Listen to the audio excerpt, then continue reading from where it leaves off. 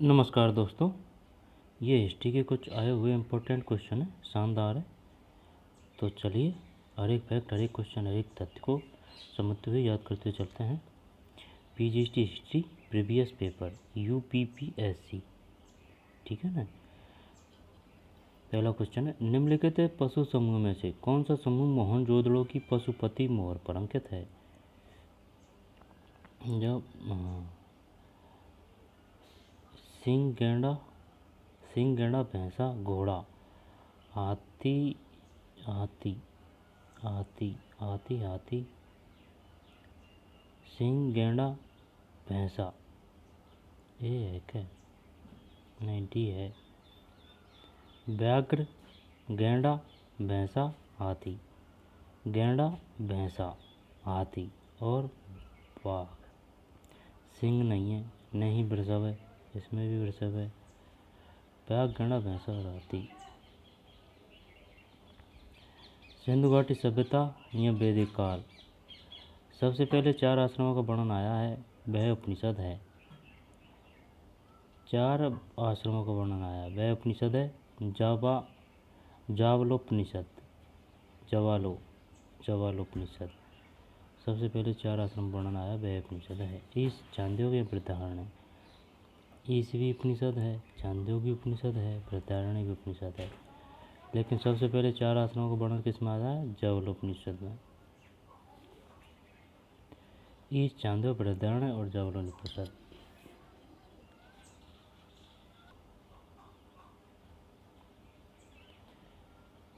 सिंधु घाटी सभ्यता में वैदिक काल है।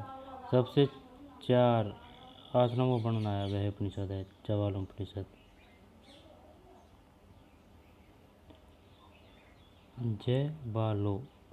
जवालोपनिषद। तो बताइए निम्नलिखित में कौन सा उपनिषद नहीं है? ईश, चांद्योग्य, वृद्धारण्य, जवालो, सभी है। निम्न में कौन प्रस्थान त्रयी में सम्मिलित नहीं है? प्रस्थान त्रयी, भागवत नहीं है, जबकि भगवत गीता, उपनिषद, ब्रह्मा सूत्र। भगवत गीता है, उपनिषद है, ब्रह्मा सूत्र है।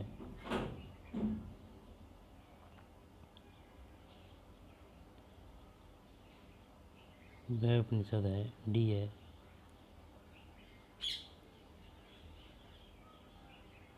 यानी कि ये हैवा को तो ये सभी उपनिषद है, लेकिन सबसे पहला जो 4 आश्रमों का वर्णन आया हो ना, बाकाई में आया जावल उपनिषद में। चांद्योग्य, वृद्धारण्य, ईश। क्वेश्चन इसमें से भी शानदार बन सकता है। क्वेश्चन आएगा, बताइए निम्नलिखित में कौन सा उपनिषद नहीं है? यह कौन सा उपनिषद है? चांद्योग्य और कोई वेदारण्य वगैरह का नाम आ जाएगा, ठीक। हाँ,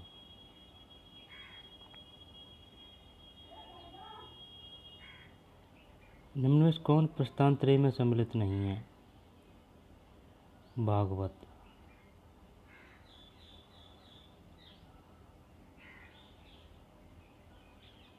प्रस्थान त्रय में सम्मिलित नहीं है।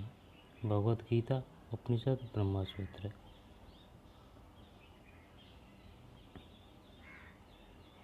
भगवत गीता है, उपनिषद है, ब्रह्मा, भागवत नहीं है। भागवत तो धर्म है, संप्रदाय भागवत। हिंदू धर्म, भागवत धर्म है, ऐसे शैव धर्म का रूप है भागवत। ये भी भगवत गीता, उपनिषद, ब्रह्मा, प्रस्थान त्रयी। प्राचीन धार्मिक आंदोलन या साहित्य, वह कौन सा ग्रंथ है जिसमें बुद्ध की कुशीनगर की अंतिम यात्रा का वर्णन है? महापरिनिर्वाण सूत्र। गंगा अवतरण का दृश्य कहाँ चित्रित है? मामल्लपुरम। गंगा अवतरण का दृश्य कहाँ चित्रित है? मामल्लपुरम। गंगा अवतरण का दृश्य कहाँ चित्रित है? मामल्लपुरम। गंगा अवतरण का दृश्य कहाँ चित्रित है? महावीर जैन ने किस भाषा में अपना प्रवचन दिया? अर्धमागधी। उज्जैन ने किस भाषा में अपना प्रवचन दिया?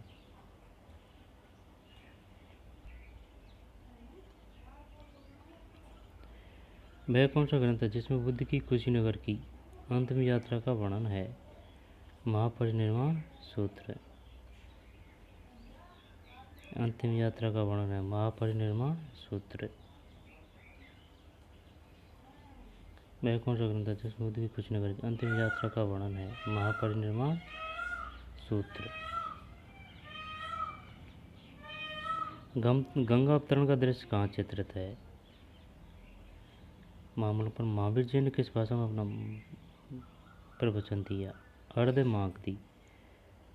अर्धमागधी। दोबारा देखते हैं।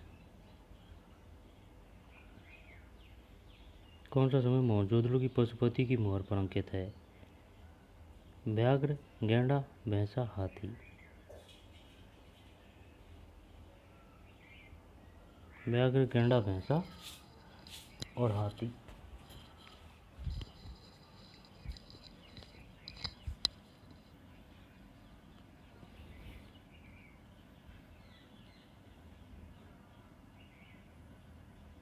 सबसे पहले 4 आश्रमों का वर्णन आया, वह उपनिषद है? जाबाल उपनिषद। ईश, चांदोग्य और बृहदारण्यक है। निम्न में कौन प्रश्नोत्तरी नहीं है? भागवत नहीं है। भगवत गीता, उपनिषद, ब्रह्मा सूत्र। ब्रह्मा सूत्र। प्राचीन धार्मिक आंदोलन या साहित्य। वह कौन सा ग्रंथ है जिसमें बुद्ध की कुशीनगर की अंतिम यात्रा का वर्णन है? महापरिनिर्वाण सूत्र। वह कौन सा ग्रंथ है जिसमें बुद्ध की कुशीनगर की अंतिम यात्रा का वर्णन है? गंगा अवतरण का दृश्य कहाँ चित्रित है? मामल्लपुरम। महावीर जी ने किस भाषा में अपना प्रवचन दिया? अर्धमागधी। मौर्यकाल, गुप्तकाल, अन्य प्राचीन राज्यों। चतुष्पाद से प्रतिमा कहाँ है? खजुराहो। निम्नलिखित में कौन चोल वंश का राजस्व अधिकारी था? चोल जो राजस्व अधिकारी। पेरुमक्कल, आलनायक, वरिटपोत्तागक्का। डी देखते हैं, दिखाना। हाँ, डी है। वरिटपोत्तागक्का।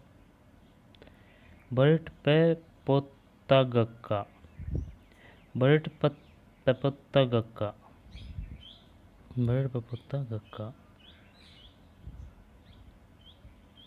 तमिल कवियों के तीसरे संगम की पीठ कहाँ थी? मदुरई। तमिल कवियों के तीसरे संगम की पीठ कहाँ थी?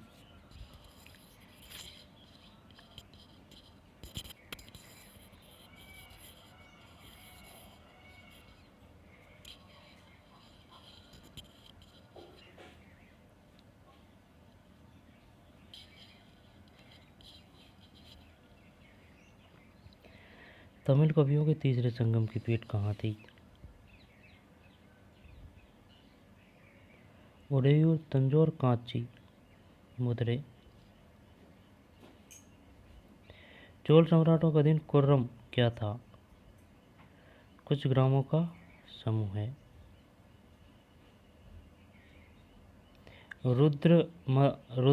रुद्रा देवी किस वंश की रानी थी? वारंगल के काकतीय। इस पे मूवी भी आ चुकी है। रुद्रमा देवी किस वंश की रानी थी? वारंगल के काकतीय।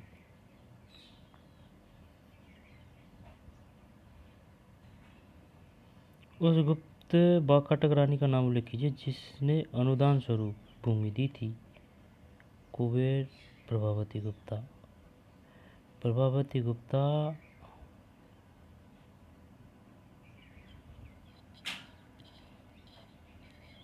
चंद्रगुप्त की शायद पत्नी नहीं, बहन थी शायद।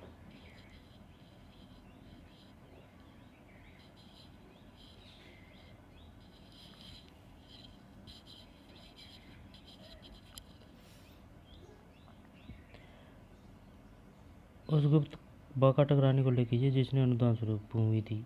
प्रभावती गुप्ता।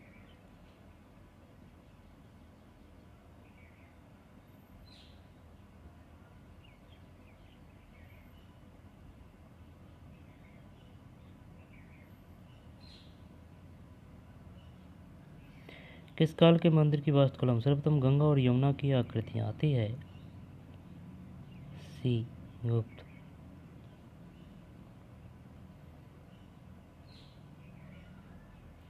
किस काल के मंदिर की वास्तुकला में सर्वप्रथम गंगा और यमुना की आकृतियाँ आती है?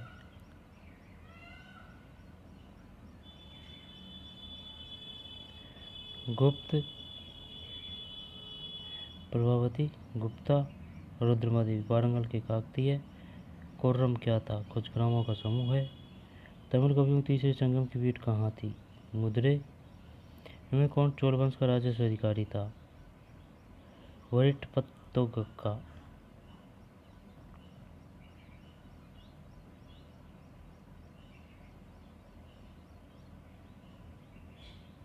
उस गुप्त बाकाटक रानी का नाम उल्लेख कीजिए जिसने ये प्रभावित गुप्ता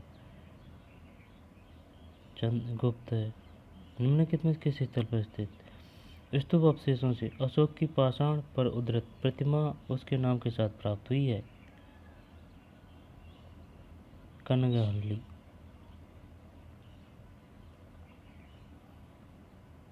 निम्नलिखित में से किस स्थल पर स्थित स्तूप अवशेषों से अशोक की पाषाण पर उद्धृत प्रतिमा उसके नाम के साथ प्राप्त हुई है? कनगहल्ली।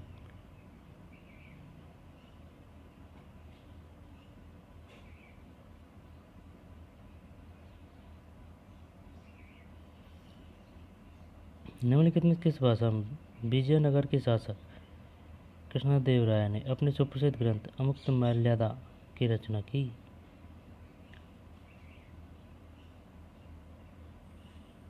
तेलुगु।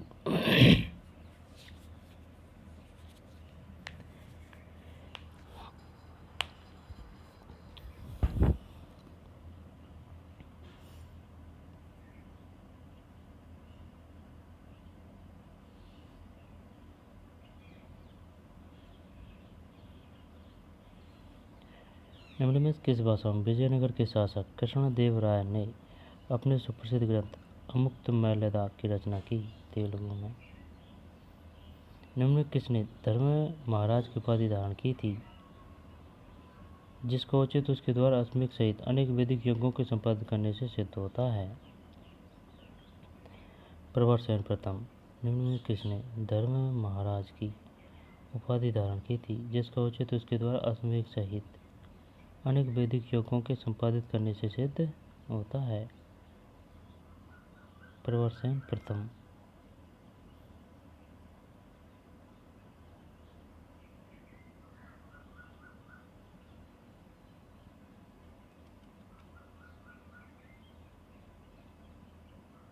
प्रवरसेन प्रथम।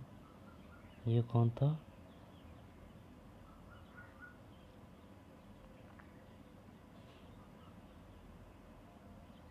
गुप्तकाल ही नहीं होगा शायद।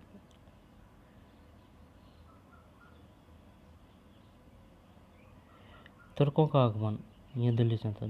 चिल अल्लाह है जो राजाधिकार संबंधी अवधारणा है किससे संबंधित है? ये है बलवन। जिल अल्लाह है जो राजाधिकार संबंधी अवधारणा है किससे संबंधित है? बलवन।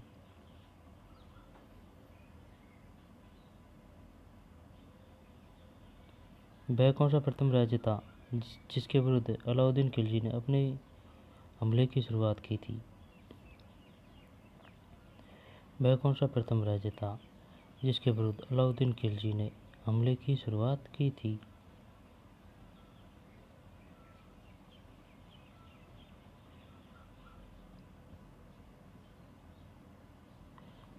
स्टार्टिंग में रणथंबोर। तुर्कान चहलगानी का उल्लेख सबसे पहले किसने उल्लेख किया? फुतु अल सलातीन। तुर्कान चहलगानी फुतु अल सलातीन। सुल्तान महमूद बिन तुगलक के शासन क्षेत्र को हिंद और सिंध शब्द का प्रयोग किसने किया? जियाउद्दीन बर्नी या याहिया बिन अहमद सरिंदी। इब्न बतूता। सुल्तान महमूद बिन तुगलक के शासन क्षेत्र को हिंद और सिंध शब्द का प्रयोग किसने किया? Ibn Battuta.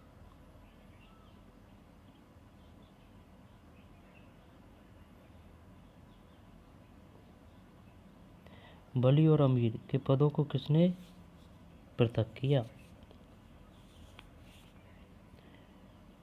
मोहम्मद तुगलक। वली और अमीर।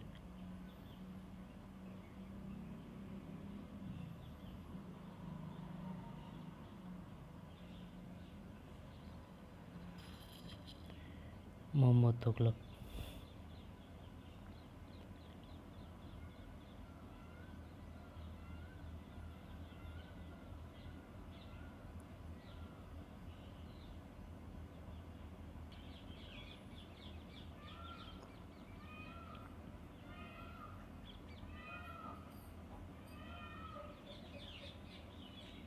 सुल्तानगढ़ी किसका मकबरा था? यह है नसरुद्दीन महमूद का।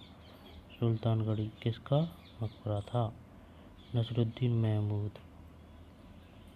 किस मंगोल सेनापति ने अलाउद्दीन खिलजी को हराया? मंगोल सेनापति ने अलाउद्दीन खिलजी को हराया तरगी तरगी तरगी। फिर है सुल्तानगढ़ किसका मकबरा था? नसीरुद्दीन महमूद। वली और अमीर के पदों को किसने पृथक किया? मोहम्मद तुगलक।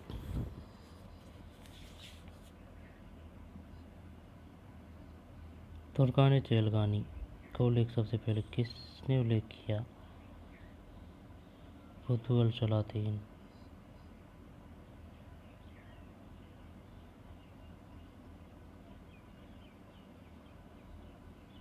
Ibn Battuta. वली और अमीर के पदों किसने पृथक किया? मोहम्मद तुगलक। वली और अमीर। सुल्तानगढ़ी किसका मकबरा था? नासिरुद्दीन महमूद। नासिरुद्दीन महमूद। किस मंगोल सेनापति ने यह है तरगी? सर्व किस पर लागू होता था? सर्व कर किस पर लागू होता था?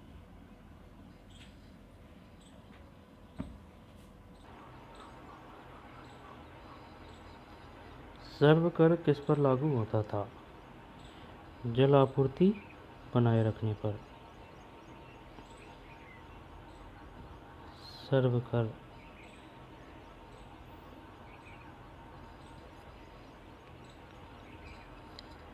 किस पर लागू होता था? जल आपूर्ति बनाए रखने पर। कौन सा दिल्ली सुल्तान हिंदू योगियों और मुस्लिम फकीरों के साथ कौन सा दिल्ली सुल्तान हिंदू योगियों और मुस्लिम फकीरों के साथ बातें की? मोहम्मद बिन तुगलक। मुगल साम्राज्य अन्य मध्यकालीन राज्य। मोहम्मद बिन तुगलक। सर्व कर जल आपूर्ति बनाए रखने पर। तरंगी। सुल्तानगढ़ी नासिरुद्दीन महमूद। नासिरुद्दीन महमूद। वली और अमीर किसने पृथक किया? मोहम्मद तुगलक। सुल्तान महमूद बिन तुगलक के शासन क्षेत्र को हिंद और सिंध। इब्न बतूता। तुर्कान चेलगानी। फतुवल सलातीन। वह कौन प्रथम राजा था जिसके विरुद्ध अलाउद्दीन खिलजी ने हमले की शुरुआत की? रणथंभौर।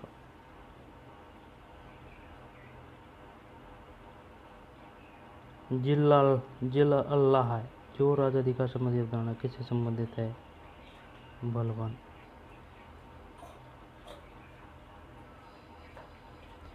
मुगल साम्राज्य या अन्य मध्यकालीन राज्य। अहमद शाह ने 1748 में सफदर जंग को किस पद पर नियुक्त किया था? साम्राज्य का वजीर। अहमद शाह ने 1748 में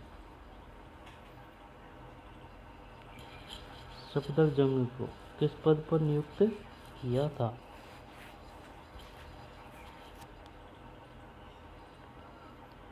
साम्राज्य का वजीर।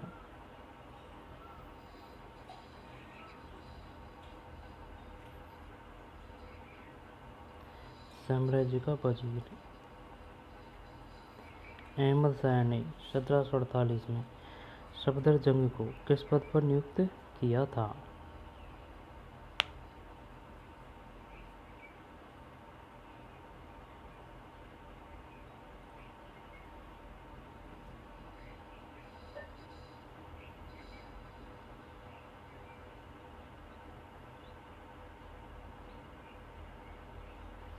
किस शासक ने विचार किया कि राज्य वास्तव में एक इस्लामी राज्य नहीं हो सकता? जलालुद्दीन खिलजी। अकबर ने फर्जंद की उपाधि किससे दी? राजा मान सिंह। फर्जंद बेटा को बोलते हैं। अकबर ने पानीपत के तृतीय युद्ध में मराठों की ओर से लड़ते हुए मरने वाला मुसलमान सेनानायक था। मुसलमान सेनानायक था इब्राहिम खान गारदी। तृतीय युद्ध में मराठों की ओर से लड़ते हुए मरने वाला इब्राहिम खान गारदी। बकर है इतिहास रचना के वर्णनात्मक साधन। बकर है इतिहास रचना के वर्णनात्मक साधन।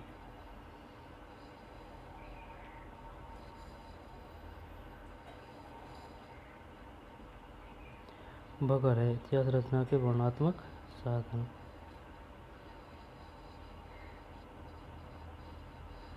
बकर है इतिहास रचना के वर्णनात्मक साधन।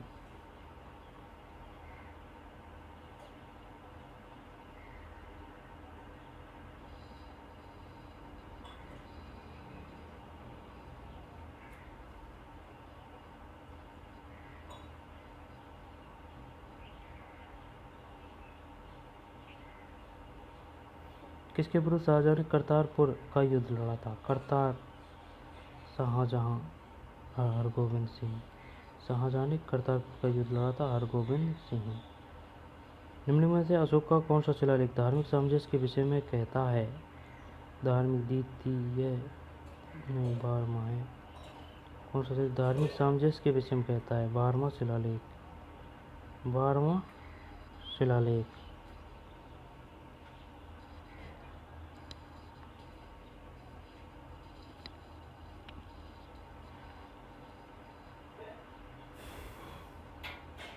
नादिर शाह द्वारा बंदी बनाया गया मुगल बादशाह था मोहम्मद शाह।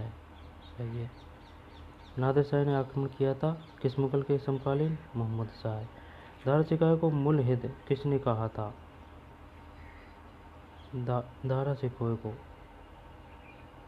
मुल्हिद किसने कहा था?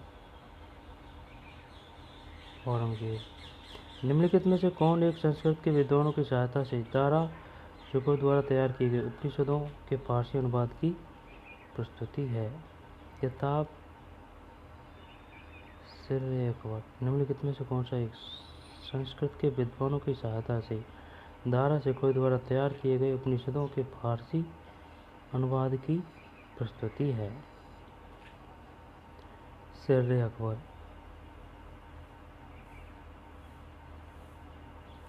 मिर्जा राजा की मुगल पदवी किसे प्रदान की गई थी? जय सिंह। वह कौन सा हिंदू चित्रकार था जो जहांगीर द्वारा ईरान के शाह अब्बास प्रथम का छायाचित्र बनाने के लिए भेजा गया था? बिशनदास। वह कौन सा हिंदू चित्रकार था जो जहांगीर द्वारा ईरान के शाह अब्बास प्रथम का छायाचित्र बनवाने के लिए भेजा गया था? बिशनदास।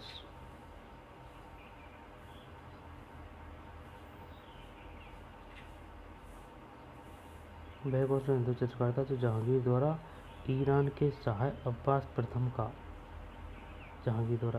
शाह अब्बास प्रथम का छायाचित्र बनाने के लिए भेजा गया था? बिशनदास। बिशनदास किसके दरबार में था? जहांगीर के। राणा को तो मनोहर भी था, बिशनदास भी था, बसावन भी था और दशरथ भी था शायद, ये सभी थे, लेकिन भेजा था किसको? बिशनदास को ईरान शाह अब्बास का छायाचित्र बनाने के लिए। यूरोपियन आगमन, अंग्रेजों का भारत विस्तार।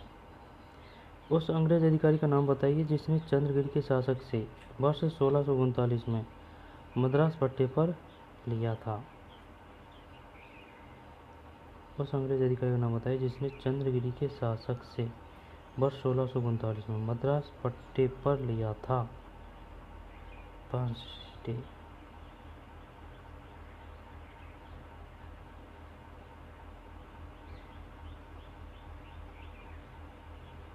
निम्नलिखित में कौन सा केंद्र भारत में डच वाणिज्यिक केंद्र नहीं था? हुबली नहीं था, जबकि मछलीपट्टनम, बालासोर, करिकल। इनमें कौन सा केंद्र भारत में डच वाणिज्यिक केंद्र नहीं था? जब हुबली नहीं था, जबकि मछलीपट्टनम, करिकल और बालासोर था। निम्नलिखित में से कौन सा केंद्र भारत में डच वाणिज्यिक केंद्र नहीं था? हुबली नहीं था, मछलीपट्टनम, बालासोर, करिकल। रॉबर्ट क्लाइव ने मुगल शासक से बंगाल, बिहार और उड़ीसा की दीवानी किस वर्ष स्वीकारी? 1765 है, यहाँ पर 61 ए बी में से हुए। मुगल क्लाइव ने मुगल शासक से बंगाल और बिहार की, रॉबर्ट क्लाइव 61 ए 61 है। रॉबर्ट क्लाइव ने मुगल शासक से बंगाल, बिहार और उड़ीसा की दीवानी किस वर्ष स्वीकारी? 1765।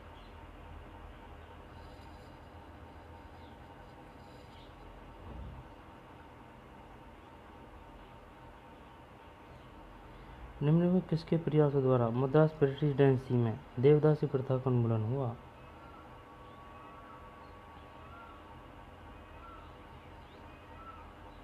मुट्टू लक्ष्मी रेड्डी।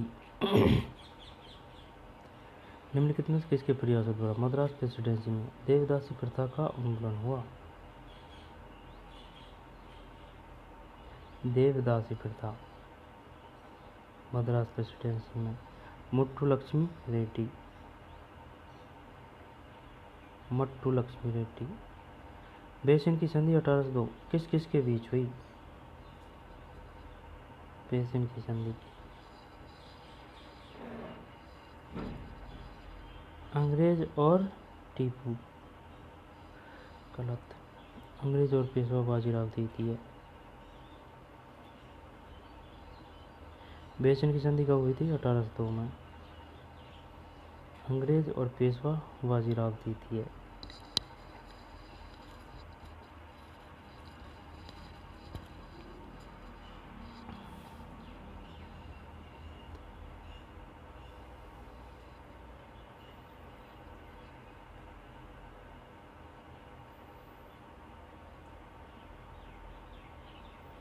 बेसिन की संधि कब हुई थी? 1802 में। किस किस के बीच हुई थी? अंग्रेज वर्सेज पेशवा बाजीराव द्वितीय। और निम्नलिखित में किसके प्रयासों द्वारा मद्रास प्रेसिडेंसी में देवदासी प्रथा का उन्मूलन हुआ? मुट्टू लक्ष्मी रेड्डी। मुट्टू लक्ष्मी रेड्डी। रॉबर्ट क्लाइव ने मुगल शासक से बंगाल, बिहार, उड़ीसा की दीवानी किस वर्ष से स्वीकारी थी? यह स्वीकारी थी 1765। बंगाल, बिहार, उड़ीसा की किसने? रॉबर्ट क्लाइव ने ली थी 1765 में। कौन सा केंद्र भारत में डच जब ये नहीं था, हुबली नहीं था, ये कोलकाता में है, जबकि डचों का था मछलीपट्टनम, करिकल और बालासोर। उस अंग्रेज अधिकारी का नाम बताइए जिसने चंद्रगिरी के शासक से वर्ष 1639 में मद्रास पट्टे पर लिया था। जब मद्रास फ्रांसीसी डे।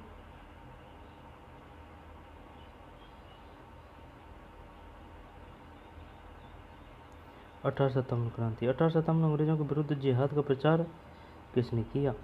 मौलवी अहमद उल्ला। अंग्रेजों के विरुद्ध जिहाद का प्रचार किसने किया? मौलवी अहमद उल्ला।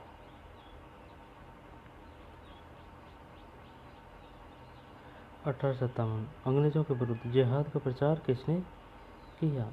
मौलवी अहमद उल्ला।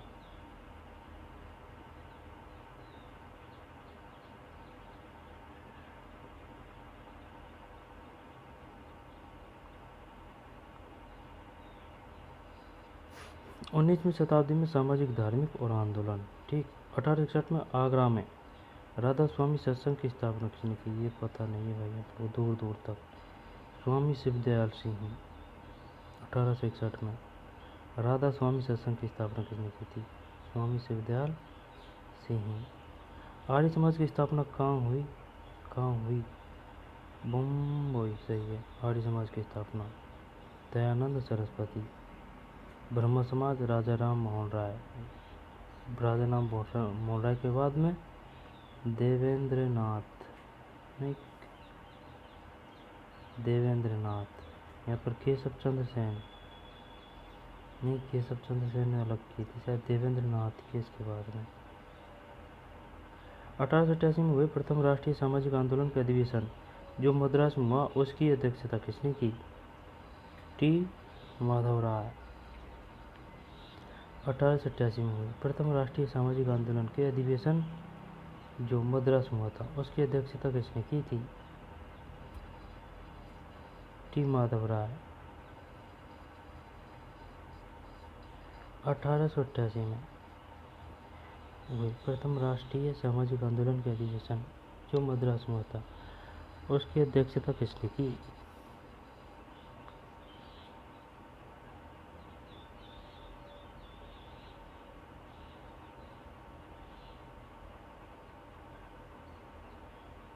टी माधव राय। 1888 में हुए प्रथम राष्ट्रीय सामाजिक आंदोलन के अधिवेशन जो मद्रास में हुआ उसकी अध्यक्षता टी माधव राय। चालुक्य और होयसल वंश की मंदिर किस शैली में निर्मित है? बेसर। चालुक्य और होयसल वंश की मंदिर बेसर। क्वेश्चन आएगा, बताइए बेसर मंदिर शैली में जो निर्मित मंदिर है वो किन के हैं? चालुक्य और होयसल के। स्वतंत्रता आंदोलन, महात्मा गांधी और भारत विभाजन। निम्न में से कौन भारतीय राष्ट्रीय कांग्रेस के स्थापना अधिवेशन में उपस्थित नहीं था? सुरेंद्रनाथ बनर्जी, जबकि दादा भाई नौरोजी, जी सुब्रमण्यम अय्यर, जस्टिस रानाडे। शायद बीमार थे इस वजह से। एनी बेसेंट द्वारा प्रारंभ किया गया स्वराज्य शासन आंदोलन का लक्ष्य क्या था? प्रशासन में ब्रिटिश एकाधिकार के विरुद्ध आंदोलन करना, भारत के लिए स्वशासन प्रारंभ करना।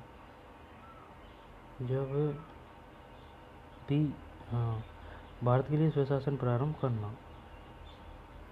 एनी बेसेंट द्वारा। कांग्रेस ने मुस्लिमों के लिए पृथक निर्वाचक मंडल को स्वीकार किया।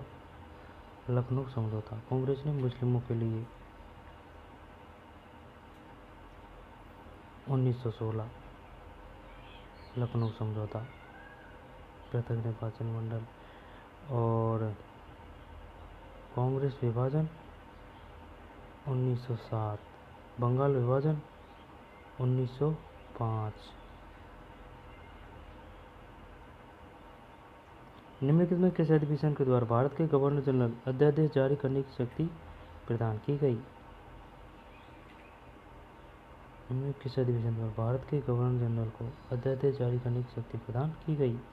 भारत प्रसिद्ध अधिनियम 1861। निम्न में किस अधिवेशन द्वारा भारत के गवर्नर जनरल को अध्यादेश जारी करने की शक्ति प्रदान की गई?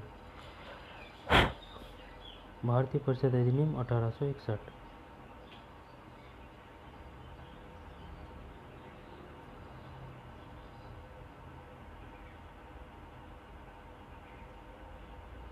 अध्यादेश जारी करने की शक्ति प्रदान की गई भारतीय परिषद अधिनियम 1861। सुभाष चंद्र बोस के त्यागपत्र के बाद भारतीय राष्ट्रीय कांग्रेस का अध्यक्ष कौन हुआ? ये हुआ मौलाना राजेंद्र प्रसाद। सुभाष चंद्र बोस के त्यागपत्र के बाद भारतीय राष्ट्रीय कांग्रेस का अध्यक्ष कौन हुआ? कांग्रेस में भी तगड़ी राजनीति चली वही बाटे। यही वजह से तो सुभाष चंद्र बोस ने इस्तीफा दियो, क्योंकि यहाँ ने महात्मा गांधी को हरा दियो वोटन में। कि महात्मा गांधी का समर्थक को चाव्या कि सुभाष चंद्र बोस अध्यक्ष बने। तो जिया ने फिर रोजू के काई मतलब है बेफालतू में मनमुटाव से, तो जिया ने इस्तीफा दे दिया सुभाष चंद्र बोस ने। राजेंद्र प्रसाद। विविध संकलिपि के लेख निम्नलिखित स्थल के स्तूप अवशेष से प्राप्त हुए हैं। संकलिपि के लेख निम्नलिखित स्थल के स्तूप अवशेष से प्राप्त हैं। बरहुत। जीव शिव है, इस सिद्धांत का प्रचलन किसने किया था? रामकृष्ण परमहंस। जीव शिव है, इस सिद्धांत का प्रचलन किसने किया था? रामकृष्ण परमहंस।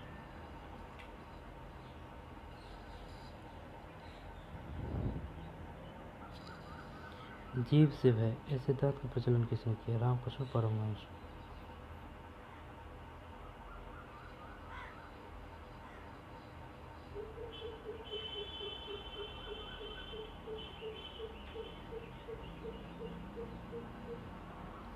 रामकृष्ण परमहंस।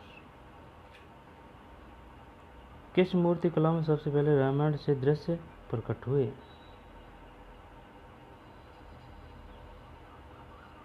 रामायण से दृश्य प्रकट हुए नचन कुठार। किस मूर्ति कला में? खजुराहो में, एरण में, ओजिया में। नचन कुठार की जो मूर्ति कला है उसमें सबसे पहले रामायण के दृश्य मिले थे, नचन कुठार। और जीव शिव है, इस सिद्धांत का प्रचलन रामकृष्ण परमहंस। बरहुत, रामकृष्ण परमहंस। और रामायण के दृश्य प्रकट हुए नचना कुठार। किसको मरणासन राजकुमारी का दृश्य संकेत है? 16 आ चुका है क्वेश्चन। निम्नलिखित में कौन चतुराईपूर्ण निष्क्रियता की नीति के साथ जुड़ा है? निम्नलिखित में से कौन चतुराईपूर्ण निष्क्रियता? John Lawrence. निम्नलिखित में से कौन चतुराईपूर्ण निष्क्रियता की नीति के साथ जुड़ा है? John Lawrence. John Lawrence. निम्न में कौन चतुराईपूर्ण निष्क्रियता की नीति के साथ जुड़ा है?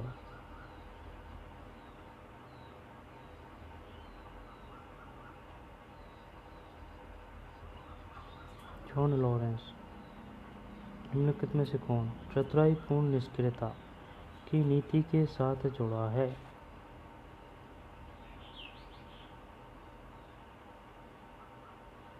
John Lawrence.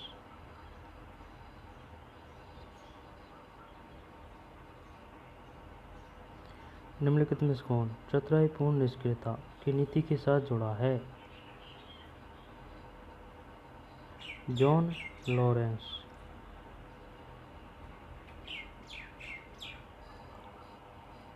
समझो भाई, चतुराईपूर्ण निष्क्रियता। निम्न में कौन सा बंदरगाह पोड़ो के नाम से दी परिफलन ऑफ द एथेंस के लेखक को ज्ञात था? अरिकामेंडू। में कौन सा बंदरगाह पोड़ो के नाम से दी परिफलन ऑफ द एथेंस के लेखक को ज्ञात था? अरिकामेंडू। दक्षिण भारत में स्थित निम्नलिखित स्तूप अवशेषों में दशरथ जातक का शिल्पांकन प्राप्त हुआ है। दक्षिण भारत में स्थित निम्नलिखित स्तूप अवशेषों में दशरथ जातक का शिल्पांकन प्राप्त हुआ है। नागार्जुन कोंडा। दक्षिण भारत में स्थित निम्नलिखित स्तूप अवशेषों में दशरथ जातक का शिल्पांकन प्राप्त हुआ है। नागार्जुन कोंडा।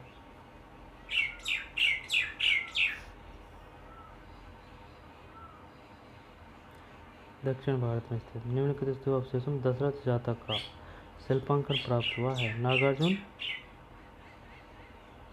कोंडा। निम्नलिखित संतों में से किसे उसके अनुयायी विष्णु का अवतार मानते हैं? चैतन्य। निम्नलिखित संतों में से किसे उसके अनुयायी विष्णु का चैतन्य। भक्ति पे ज़्यादा जोड़ता है उनका, भजन पे। इतना मगन होकर भजन करते थे चैतन्य जी कि कभी कभी बेहोश हो जाते थे, और ऐसे ही भजन करते करते इनकी मौत हुई थी। चैतन्य।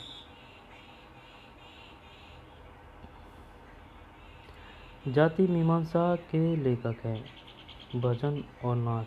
हाँ, एकदम भग्नों के। जाति मीमांसा के लेखक मीमांसा स्मृति जो तो वो है मीमांसा मनुस्मृति। जाति मीमांसा श्री नारायण गुरु। जाति मीमांसा के लेखक है श्री नारायण गुरु। जाति मीमांसा के लेखक है श्री नारायण गुरु।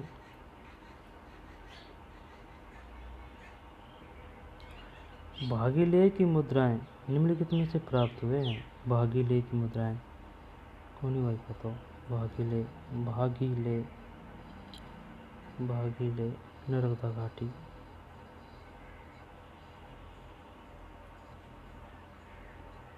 नर्मदा घाटी। जवाबित थे राज्य कानून। जवाबित थे राज्य कानून। दोबारा से देखते हैं। जवाबित थे राज्य कानून। और भागीले की मुद्रा निम्नलिखित में प्राप्त हुए हैं। नर्मदा घाटी। जवाबित थे राज्य कानून। फिर जवाबित थे राज्य कानून है या फिर जवाबित किसे कहा जाता था। राज्य कानून को। भागीले की मुद्राएं नर्मदा घाटी। फिर जाति मीमांसा श्री नारायण गुरु के लेखक हैं। विष्णु अवतार चैतन्य। इस तो दशरथ जातक का शिल्पांकन प्राप्त हुआ है। नागार्जुन कोंडा। दशरथ जातक। निम्न में कौन सा बंदरगाह पोड़ू के नाम से दीप रिप्लस अरिका मेंढू। अरिका मेंढू।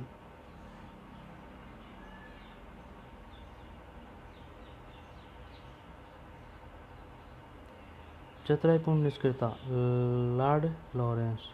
गोपा 16 मरणासन राजकुमारी। कृष्णमूर्ति कलम सबसे पहले रामायण से के दृश्य प्रकट हुए। नचना कुठार। जीव शिव है रामकृष्ण परमहंस।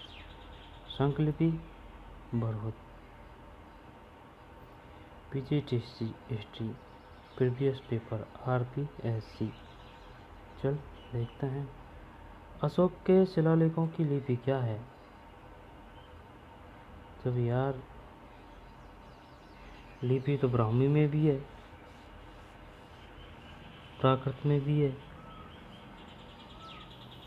ब्राह्मी।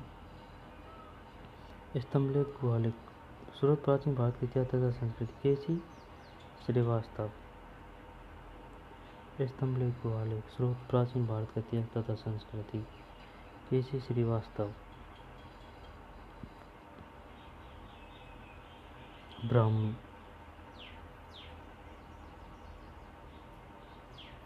सिंधु घाटी सभ्यता या वैदिक काल। पूर्व विकसित हड़प्पा सभ्यता लगभग कितनी शताब्दियों तक जीवित रही। 5।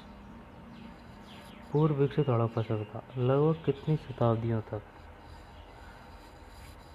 जीवित रही।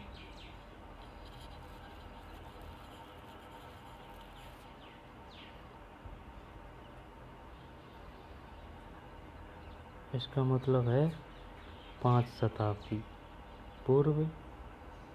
पूर्ण विकसित हड़प्पा सभ्यता लगभग कितनी शताब्दियों तक जीवित रही।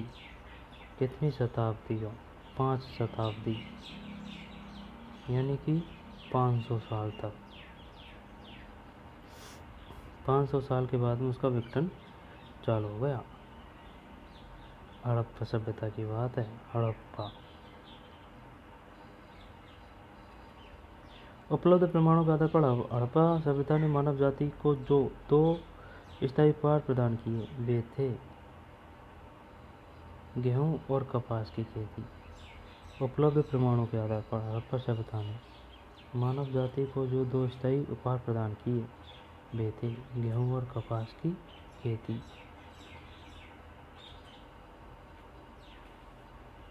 उपलब्ध प्रमाणों के आधार पर हड़प्पा सभ्यता ने मानव जाति को जो 2 स्थायी उपहार प्रदान किए वे थे गेहूं और कपास की खेती।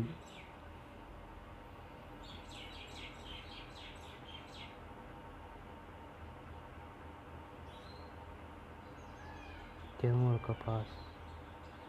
हड़प्पा सभ्यता, स्थायी उपहार। हड़प्पा के लोगों के सामान्य घरेलू बर्तन किससे बने होते थे? मिट्टी के अच्छी तरह पकाए गए चित्रात्मक बर्तन। हड़प्पा के लोगों के सामान्य घरेलू बर्तन ताम्र, ये है मिट्टी से अच्छी तरह पकाए गए चित्रात्मक बर्तन। अब वो मिलते हैं जैसे कि हंडिये वगैरह, मटकी, ये अब्बू गाँवों में मिल जाते हैं। ये अब्बू उनमें दूध वगैरह पकाया जाता है, पकाए में उठाया जाता है। मिट्टी के अच्छी तरह पकाए गए चित्रात्मक बर्तन। लोथल और चन्हूदड़ों का सर्वाधिक महत्वपूर्ण उद्योग क्या था? जहाज, नहीं, मन का उत्पादन। लोथल गुजरात में है, चन्हूदड़ो दोनों आसपास में ही है। सर्वाधिक महत्वपूर्ण उद्योग क्या था? मन का उत्पादन। हड़प्पाकालीन नगरों को कौन शासन करता था? पुरोहित, नहीं। शासन व्यवस्था अज्ञात है। शासन व्यवस्था अज्ञात है।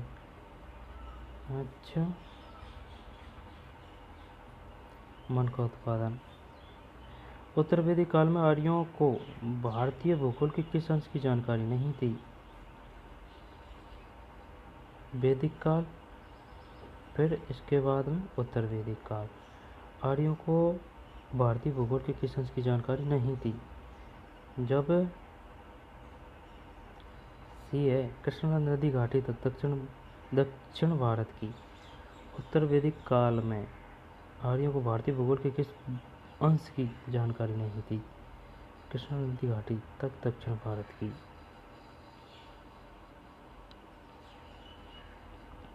दोनों समुद्रों की, हिमालयों के विभिन्न पर्वत शिखरों की, संपूर्ण गंगा नदी घाटी की। कृष्णा नदी घाटी तक दक्षिण भारत की, ये जानकारी नहीं थी। अच्छा, निम्न में से कौन से ग्रंथ वेदों या श्रुतियों के अंग नहीं थे? वेदों या श्रुतियों के अंग नहीं थे। पुराण, जबकि संहिता है ब्राह्मण और उपनिषद। पहले भी याद। निम्न में से कौन से ग्रंथ वेदों या श्रुतियों के अंग नहीं है? संहिता है ब्राह्मण और उपनिषद है, पुराण नहीं है। संहिता है ब्राह्मण और उपनिषद, पुराण नहीं है। संहिता है ब्राह्मण है, उपनिषद है। वेदों या श्रुतियों के अंग नहीं है, पुराण। युद्ध का प्रारंभ मनुष्य के मस्तिष्क में होता है, किस ग्रंथ को लिखित है? ऋग, अर्थवेद। युद्ध का प्रारंभ मनुष्य के मस्तिष्क में होता है, अर्थवेद। प्राचीन धार्मिक आंदोलन एवं साहित्य। प्रथम बौद्ध संगति का अध्यक्ष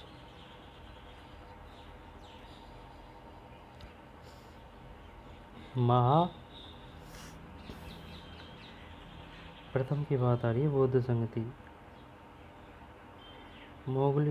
मोगलीपुत्स्य, यार या तो कोनी या भी कोनी, या है महाकश्यप है। प्रथम बौद्ध संगति महाकश्यप। प्रथम आरोह तो महा यानी बड़ा, महाकश्यप प्रथम बौद्ध समिति का अध्यक्ष महाकश्यप। युद्ध के प्रवचनों का संकलन। प्रसिद्ध धम्म पद निम्नलिखित में से किस ग्रंथ का अंग है? बुद्ध के प्रवचनों का संकलन प्रसिद्ध धम्मपद में किस ग्रंथ का अंग है? अभिधम्म है, तो अभिधम्म सी। बुद्ध के प्रवचनों का संकलन प्रसिद्ध धम्मपद निम्न में किस ग्रंथ का अंग है? सुत्त पिटक।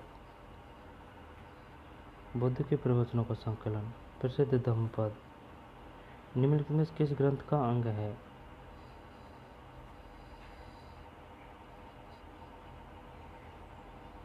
विनय पिटक में तो नियम है। बुद्ध के प्रवचनों का संकलन प्रसिद्ध धम्मपद निम्न में किस ग्रंथ का अंग है? ग्रंथ का अंग पूछ रहा है ये, अभिधम्म नहीं है। प्रसिद्ध बौद्ध विद्वान अश्वघोष किसके समकालीन थे? प्रसिद्ध बौद्ध विद्वान अश्वघोष किसके समकालीन थे? अश्वघोष कनिष्क। प्रसिद्ध बौद्ध विद्वान अश्वघोष किसके समकालीन थे? कनिष्क। ये सही गया एक। अश्वघोष है कनिष्क है। मौर्य गुप्त एवं अन्य राजवंश। मौर्य दरबार में मिस्र के राजा टोलमी फिलाडेल्फस का दूत कौन था? मौर्य दरबार में मिस्र के राजा टोलमी फिलाडेल्फस का दूत कौन था? डायोनोसियस।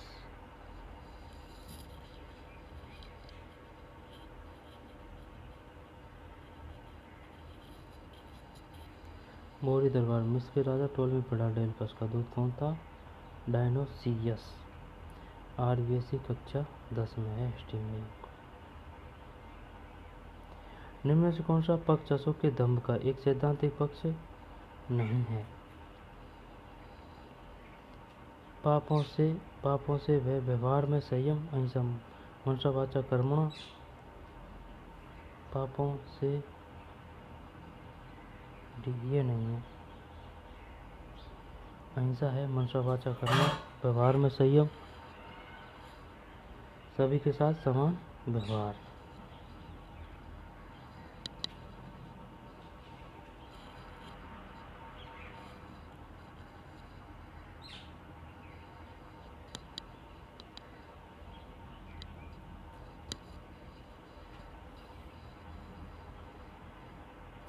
पापों से वह यह नहीं है।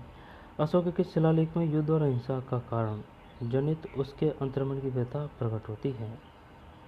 अशोक के किस शिलालेख से युद्ध और अहिंसा के कारण जनित उसके अंतर्मन की व्यथा प्रकट होती है? साहा। धौली और जोगढ़। अशोक के किस शिलालेख से युद्ध और अहिंसा के कारण जनित उसके अंतर्मन की व्यथा प्रकट होती है? धौली और जोगढ़।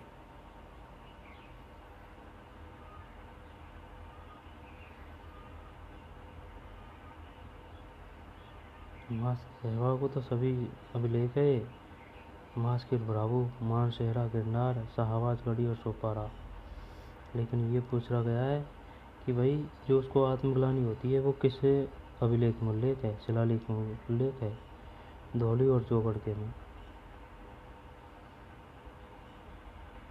भारत का निम्नलिखित में कौन वर्तमान प्रांत मौर्य साम्राज्य का अंग नहीं थे?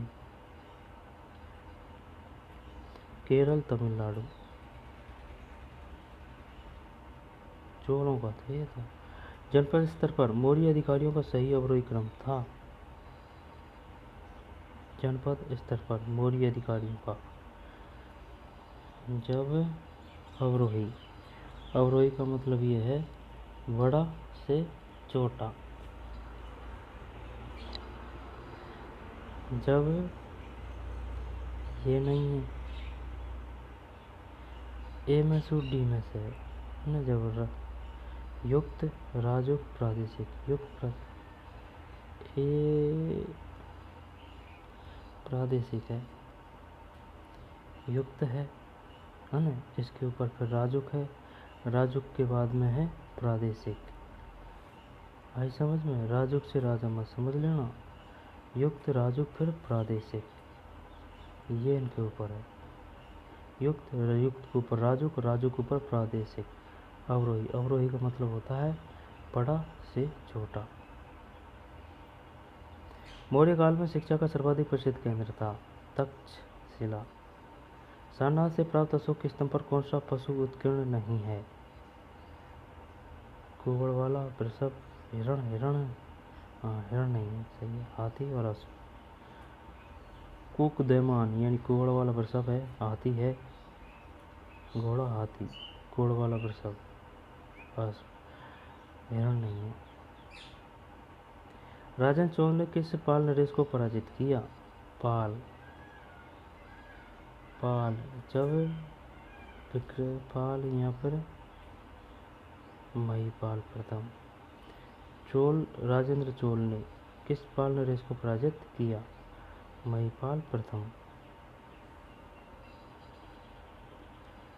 राजेंद्र चोल ने किस पाल नरेश को पराजित किया?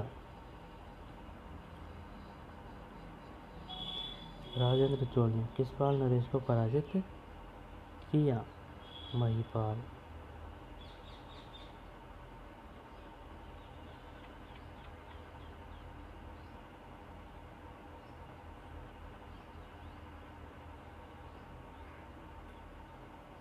दक्षिण भारत में चोलों को वास्तविक संस्थापक वास्तविक राजराज सी परांतक प्रथम है यार। परांतक प्रथम। दक्षिण भारत में चोलों का वास्तविक संस्थापक कौन था? परांतक। देखो बताएगा तो क्या बताएगा, बता तू। राजेंद्र प्रथम भी है, राजराज प्रथम भी है। वास्तविक की पूछ रहा है, स्थापना की नहीं पूछ रहा है। राजेंद्र प्रथम और राजराज प्रथम। परांतक प्रथम। निम्नलिखित किससे चोल साम्राज्य के प्रशासनिक प्रभावों का सही अवरोही क्रम ज्ञात होता है? अवरोही, जब सबसे बड़ा फिर छोटा। कोर्रम बलनाडु मंडलम नाडु। नाडु कोट्टम मंडलम।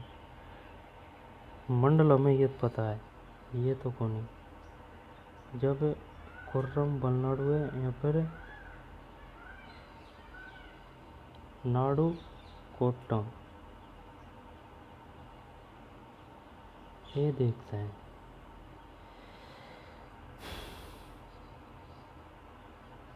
आपका तो सब क्वेश्चन गलत है भाई। नीलवटे सन्नाटा। 100 क्वेश्चन करूँगा, 100 में से 30-40 क्वेश्चन गलत, बाकी का नेगेटिव में बराबर है। अवरोही क्रम कौन सा है, यानी कि बड़ा से छोटा। जब नाडु से ऊपर है कोट्टम, कोट्टम से ऊपर है मंडलम।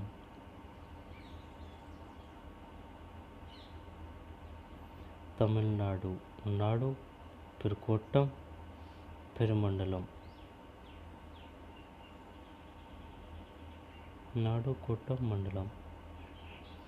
चोल राजा किस मत के संरक्षक थे? ये तो सैव है ना। तो सैव। नाडु कोट्टम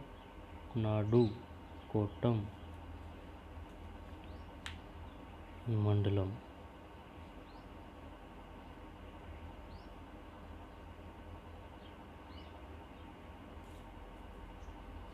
दक्षिण भारत में चोलों का वास्तविक संस्थापक कौन था? परांतक प्रथम। राजेंद्र चोल ने किस पाल नरेश को पराजित किया? महिपाल प्रथम। सारनाथ से प्राप्त अशोक के स्तंभ पर कौन सा पशु उत्कीर्ण नहीं है? जब ये भी नहीं है, हिरण। कुकदमान है, कुबड़ वाला वृषभ, हाथी है, अश्व है। मौर्य काल में शिक्षा का सर्वाधिक प्रसिद्ध ग्रंथ तक्षशिला। जनपद स्तर पर मौर्य अधिकारियों का सही अवरोही क्रम है। जब युक्त, राजुक और प्रादेशिक। युक्त, राजुक और प्रादेशिक। भारत का निम्नलिखित में से कौन वर्तमान प्रांत मौर्य साम्राज्य का अंग नहीं थे? ये नहीं थे, जबकि केरल है, तमिलनाडु है।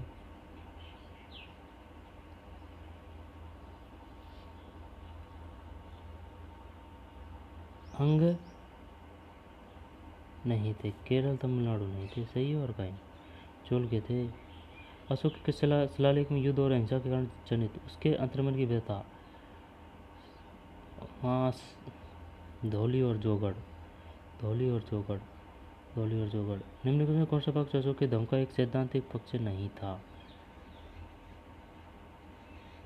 पापों से है, ये नहीं है। मौर्य दरबार मिस्र के राजा टोलमी फिलाडेल्फस का दूत कौन था? डायनोसियस। प्रसिद्ध बौद्ध विद्वान और किसके समकालीन था? कनिष्क सूत्रपिटक। प्रथम बौद्ध संगति का अध्यक्ष कौन था? महाकश्यप। अर्थवेद। निम्न कौन से ग्रंथ वेदों या श्रुतियों के नहीं थे? पुराण।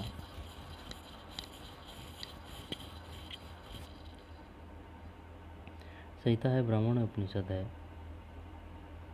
उत्तर वैदिक काल में आर्यों को भारतीय भूगोल के किस अंश की जानकारी नहीं थी? इसकी नहीं थी, जबकि दोनों समुद्रों की थी, हिमालय विभिन्न पर्वत शिखरों की थी, संपूर्ण गंगा नदी घाटी की थी। हड़प्पाकालीन नगरों पर कौन शासन करता था? पुरोहित। शासन व्यवस्था ज्ञात है।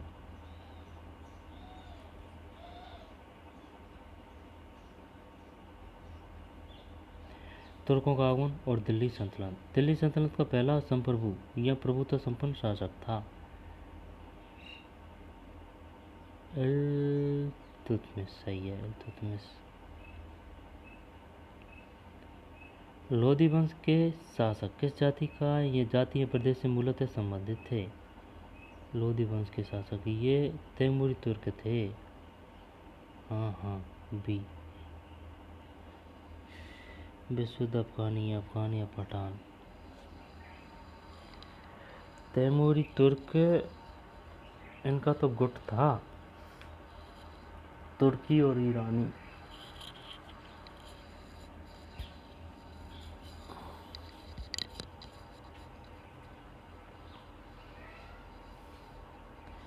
लोदी वंश के शासक किस जातीय प्रदेश से मूलतः संबंधित थे? विशुद्ध अफगानी या पठान। अलाउद्दीन खिलजी द्वारा बाजार नियंत्रण व्यवस्था या आर्थिक अधिनियमों के पीछे क्या उद्देश्य था?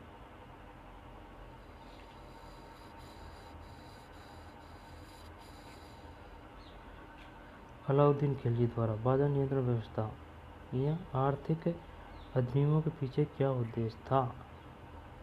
इसको तो बता दूंगा मैं यार। जन कल्याण, सीमित वेतन में अपने सैनिकों को संतुष्ट रखना, ये नहीं है ना। हिंदू सौदागरों व्यापारियों पर नियंत्रण रखना, अवैध व्यापारिक गतिविधियों को प्रतिबंध करने के लिए, नहीं ये भी नहीं है। यह तो जन कल्याण है, यहाँ ये है, ये टी ये नहीं है भाई। अलाउद्दीन खिलजी द्वारा बाजार नियंत्रण व्यवस्था या आर्थिक अधिनियमों के पीछे क्या उद्देश्य था? सीमित वेतन में अपने सैनिकों को संतुष्ट रखना। हाँ, इसका मतलब ये है, चाहे वेतन कम ही मिल रहा है लेकिन महंगाई नहीं है, और 1 रुपये या फिर कम रुपये से आप बहुत चीज़ों को खरीद सकते हैं। ऐसा में भ्रष्टाचार या फिर मुद्रास्फीति नहीं थी, यानी कि मूल्य का रुपये का दाम नहीं बढ़ा था। कम वेतन से भी आप बहुत चीज़ें खरीद सकते हैं और आराम से जीवन यापन कर सकते थे। ऐसी बाजार व्यवस्था कर दी थी अलाउद्दीन खिलजी ने। अलाउद्दीन खिलजी नहीं, अलाउद्दीन खिलजी। अलाउद्दीन खिलजी अलग है, मोहम्मद गोरी अलग है। पहला गोरी है, ये बाद में खिलजी है। मोहम्मद बिन तुगलक द्वारा सांकेतिक मुद्रा का प्रचलन संबंधी प्रयोग किस कारण से विफल सिद्ध हुआ? विदेशी व्यापार द्वारा सांकेतिक मुद्रा स्वीकार न करना, व्यापक स्तर पर नकली सिक्के की ढलाई, यही है। हाँ, है ना। फिरोज शाह तुगलक ने किसकी स्मृति चिरस्थायी रखने के लिए जौनपुर नगर की स्थापना की?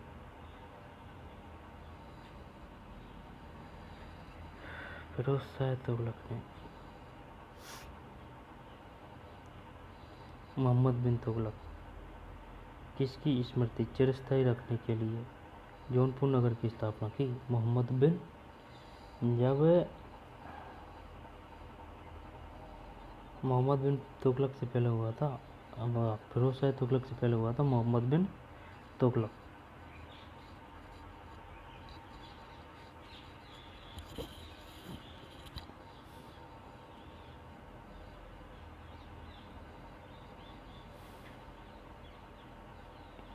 जौनपुर नगर की स्थापना की। बहमानी साम्राज्य की स्थापना के लिए निम्नलिखित में कौन सी परिस्थिति उत्तरदायी थी? बहमानी साम्राज्य की स्थापना के लिए कौन सी परिस्थिति उत्तरदायी थी? अमीरान ए सादा है विद्रोह। अमीरान ए सादा है विद्रोह। बहमानी साम्राज्य की स्थापना के लिए अमीरान ए सादा है विद्रोह। बहमानी साम्राज्य की विजयनगर साम्राज्य के मध्य शत्रुता से संबंधित कौन सा विवादग्रस्त क्षेत्र था? रायचूर दोआब, बहमनी साम्राज्य और विजयनगर साम्राज्य के मध्य। जब बहमनी साम्राज्य और ये हो गया विजयनगर साम्राज्य के मध्य शत्रुता संबंधी कौन सा विवादग्रस्त क्षेत्र था? रायचूर। तो आप बहमनी साम्राज्य में एफाकी लोग कौन थे?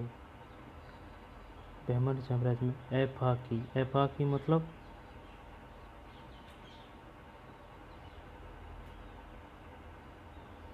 हुआ है भाई, कत्तई हुआ है नेट में। ईरान, इराक, तुर्की एवं अरब देशों से आए मुसलमान अप्रवासी। क्यों? ईरान, इराक, तुर्की एवं अरब देशों से आए मुसलमान अप्रवासी। वह कौन सुल्तान था जो स्वयं को नायाब खुदाई या ईश्वर का प्रतिनिधि?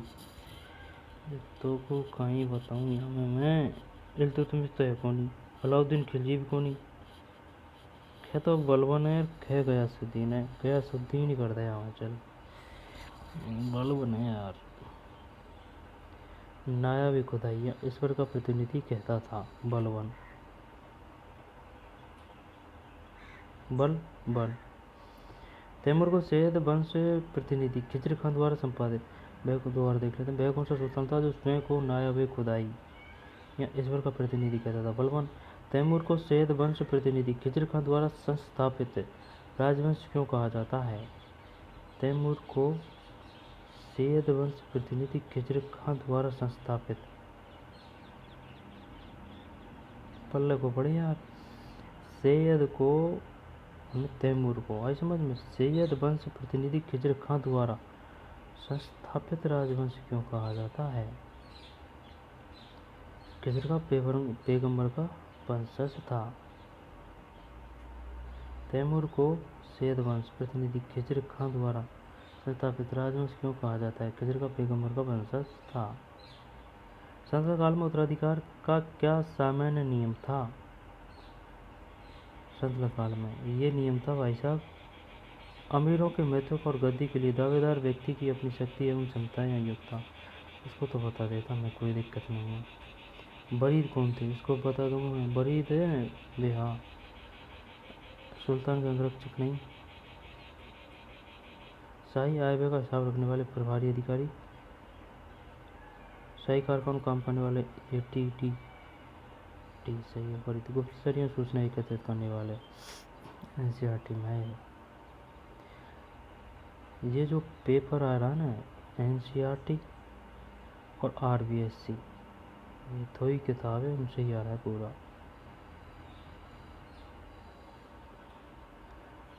संतलत कालीन केंद्रीय शासन व्यवस्था में सर्वोच्च एवं असाधारण पदाधिकारी कौन था? नायाब ए मुल्क। संतलत कालीन केंद्रीय शासन व्यवस्था में सर्वोच्च एवं असाधारण पदासीन अधिकारी कौन था?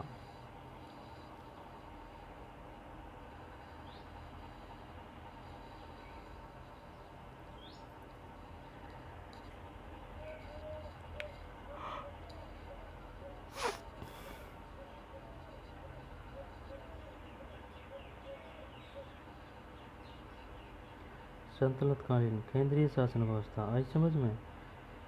सर्वोच्च एवं असाधारण पदासीन अधिकारी, असाधारण काजी वजीर, नायाब ए मुल्क, नायाब ए मुल्क है भाई। संतलत कालीन केंद्रीय शासन व्यवस्था सर्वोच्च एवं असाधारण पदासीन अधिकारी कौन था? नायाब ए मुल्क। संतलत कालीन की पूछ रहा है। कहने को तो ये भी है, लेकिन राजा से नीचे फिर ये इसमें ज़्यादा शक्ति थी। नायाब ए मुल्क।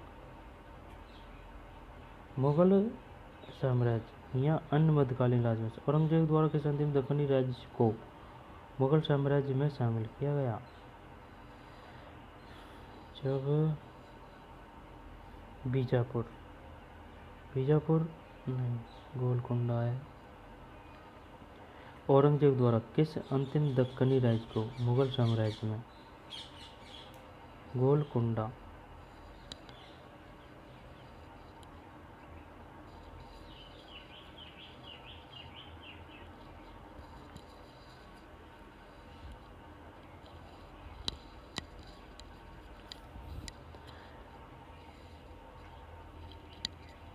गोलकुंडा।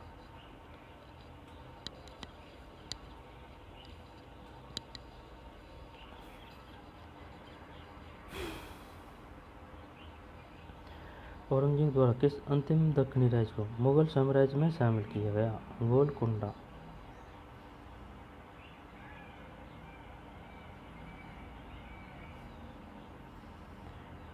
ठीक, आगे ना बात समझ में।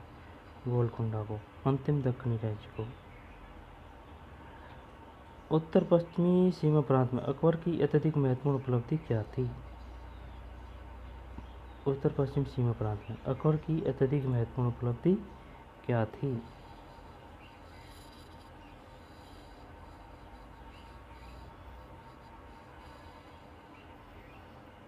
ये भारत है। जब उत्तर और पश्चिम अकबर की कांधार की अत्यधिक महत्व, कांधार को विजिट कर लिया था भाई, है समझ में। जब देख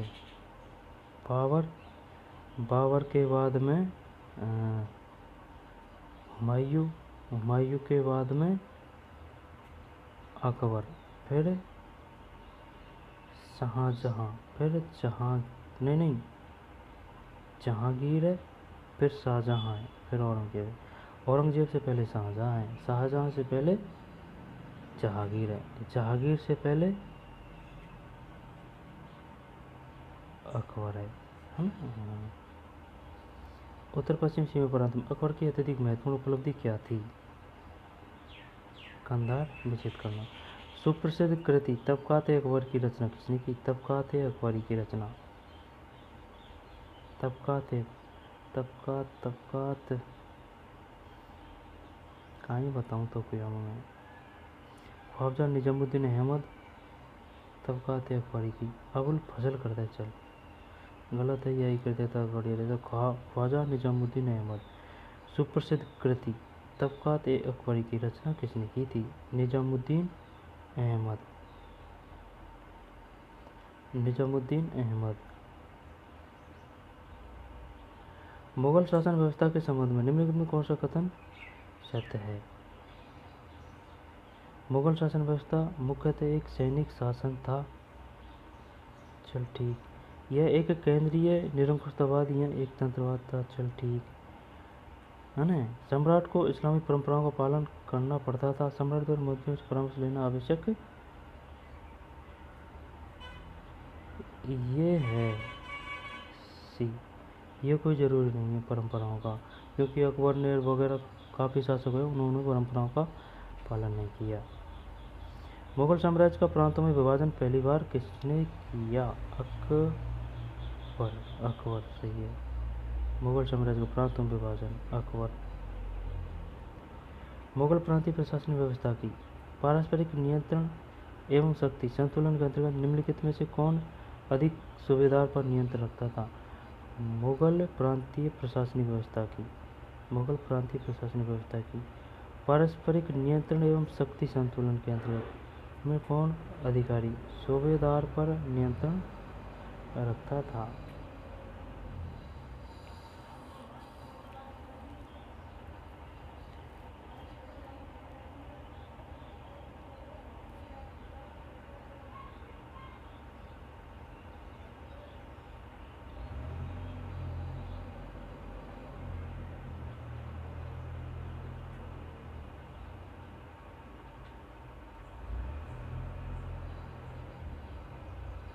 मुगल प्रांतीय प्रशासनिक व्यवस्था की पारस्परिक नियंत्रण एवं शक्ति संतुलन के अंतर्गत निम्न में कौन अधिकारी सूबेदार पर नियंत्रण रखता था?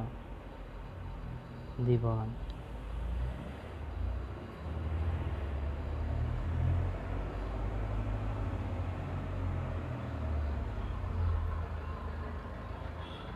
मुगल प्रांतीय प्रशासनिक व्यवस्था की ठीक है पारस्परिक नियंत्रण एवं शक्ति संतुलन निम्नलिखित में कौन अधिकारी सूबेदार पर नियंत्रण सूबेदार पर मुगल प्रांतीय प्रशासनिक व्यवस्था की बात है ना।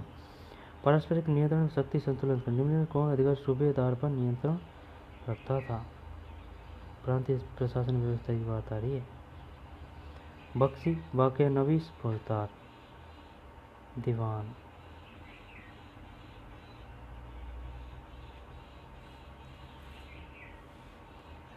परगना या महाल प्रशासन का प्रभारी अधिकारी कौन होता था? परगना या महाल एक ही बात है कि प्रशासन का प्रभारी अधिकारी कौन होता था? प्रभारी अधिकारी यार, परगना तथा महाल का प्रभारी अधिकारी। फौजदार एक व्यक्तित्व है कौन? आई समझ में। सिकदार है, हाँ सिकदार सही है, सिकदार। परगना या महाल के प्रशासन का प्रभारी अधिकारी कौन होता था? सिकदार। भारत में मनसबदारी प्रथा की उत्पत्ति किसके शासनकाल के संबंध की जा सकती है?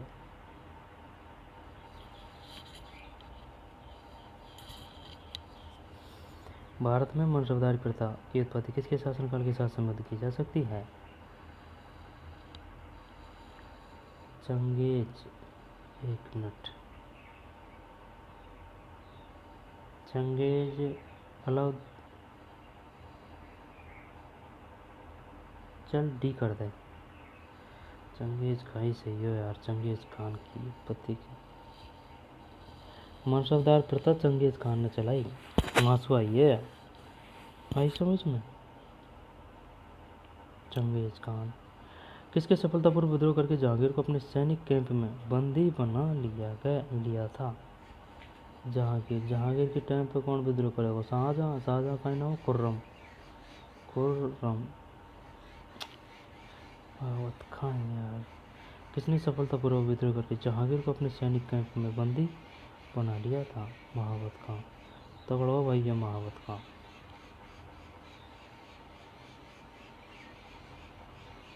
महावत खान। मुस्लिम कानून का प्रतिपादन करने के लिए निम्न में से कौन उत्तरदायी था? जब तो को बात बताऊं मैं, काजी उल कुजात, चल काजी उल कुजात यही, या फिर मुफ्ती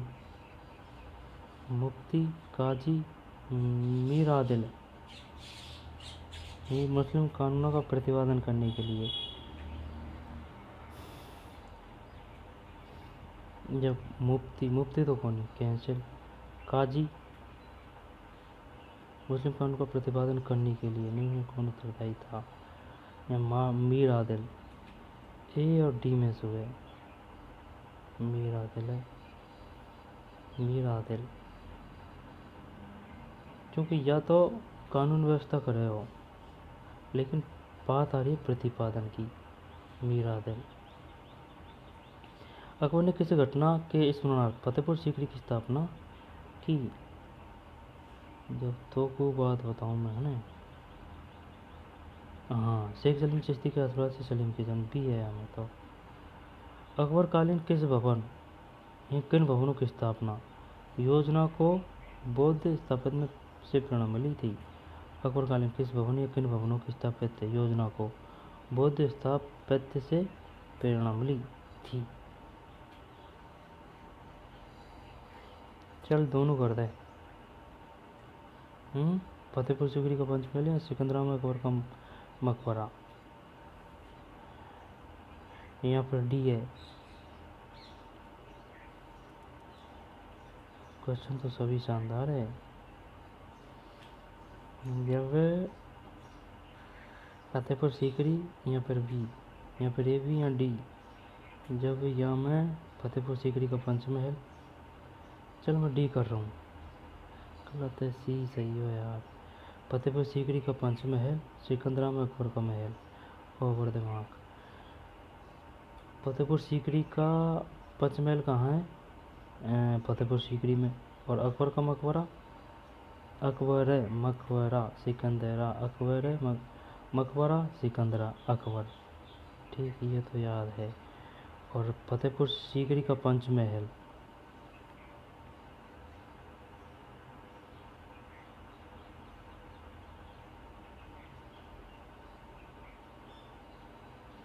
फतेहपुर सीकरी का पंचमहल, सिकंदरा अकबर का मकबरा। जहांगीर के शासनकाल में निम्न कौन नवीन प्रांत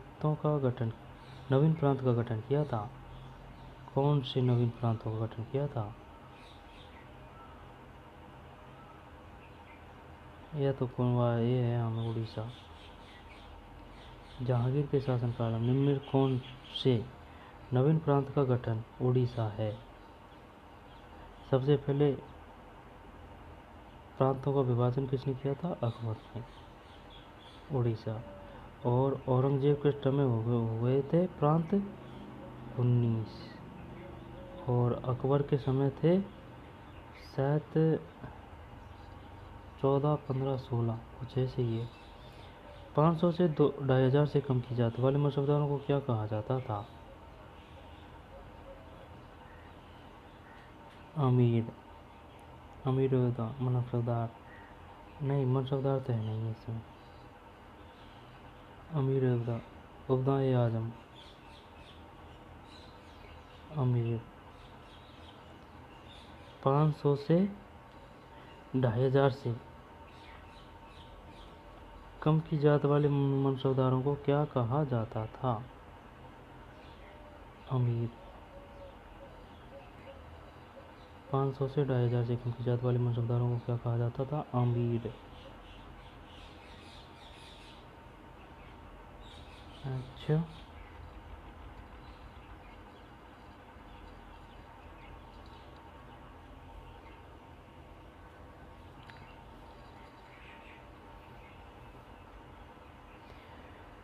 मुगल नौसेना का नौसेनापति कौन होता था? मुगल नौसेना का नौसेनापति, मेरे यार, नौसेनापति नहीं नहीं, ये मीर है बहर है। हाँ, मीर बहर। ये मुगल नौसेना का नौसेनापति कौन होता था? मीर बहर। 500 से 2500 के कम की जात वाले मनसबदारों को अमीर। जहांगीर के शासनकाल में कौन से नवीन प्रांत का गठन किया था? उड़ीसा। उड़ीसा सही है। अकबरकालीन किन भवनों की स्थापना योजना को बौद्ध स्थापत्य में प्रेरणा मिली थी? प्रेरणा जब फतेहपुर सीकरी, पंचमहल, सिकंदरा को कम करो दोनों। अकबर ने किस घटना के स्मरणार्थ फतेहपुर सीकरी, ये है भी है शेख सलीम चिश्ती की के आशीर्वाद से सलीम के जन्म, क्वेश्चन ये भी आ जाता है। अकबर का समकालीन कौन सा चिश्ती था? शेख सलीम चिश्ती। मुस्लिम कानून का प्रतिपादन करने के लिए निम्नलिखित में कौन उत्तरदायी था? मीर आदिल। कौन उत्तरदायी था? मीर आदिल। कौन उत्तरदायी था? मीर आदिल।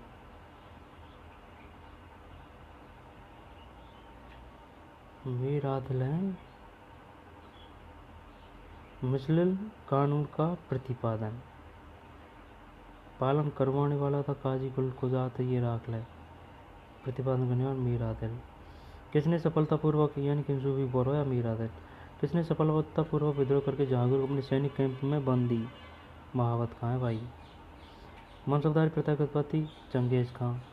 परगना या महाल के प्रशासन का प्रभारी अधिकारी कौन था? सिकदार। मुगल प्रांतीय प्रशासन व्यवस्था की पारस्परिक नियंत्रण एवं शक्ति के संतुलन में कौन अधिकारी सूबेदार पर नियंत्रण रखता था? दीवान। कौन अधिकारी सूबेदार पर नियंत्रण रखता था? दीवान। मुगल प्रांतीय प्रशासन व्यवस्था की पारस्परिक नियंत्रण एवं शक्ति संतुलन कौन अधिकारी सूबेदार पर नियंत्रण रखता था?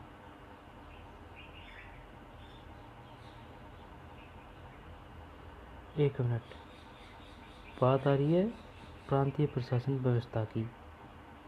नियंत्रण एवं शक्ति संतुलन तंत्र में कौन अधिकारी सूबेदार पर? दीवान। घुमाओ थोड़ा बहुत क्वेश्चन को। मुगल साम्राज्य का प्रांतों में विभाजन अकबर। मुगल शासन व्यवस्था के संबंध में कौन सा कथन सत्य नहीं है? ये नहीं है, नहीं, और सब सही है। सुप्रसिद्ध कृति तबकात अकबरी की? तबकात अकबरी, ख्वाजा निजामुद्दीन अहमद। तबकात अकबर की रचना किसने की? ख्वाजा निजामुद्दीन अहमद। उत्तर पश्चिम सीमा प्रांत में अकबर की अत्यधिक महत्वपूर्ण उपलब्धि क्या थी? कंधार, कंधार को विजित करना। औरंगजेब द्वारा किस अंतिम दक्षिणी राज्य को मुगल साम्राज्य में? जब गोलकुंडा।